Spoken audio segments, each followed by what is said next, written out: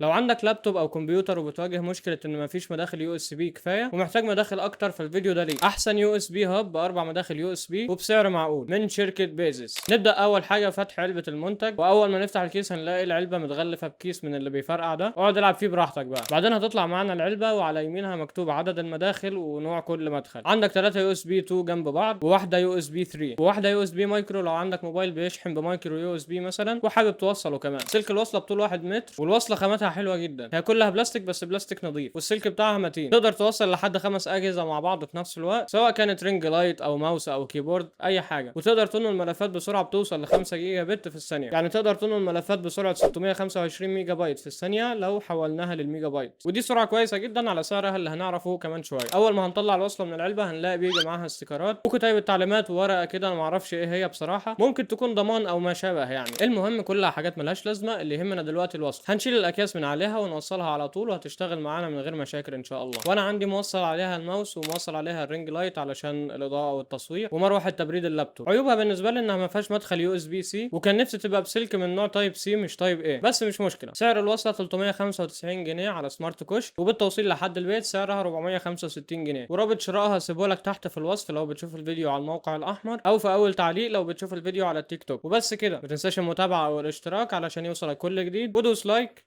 سلام.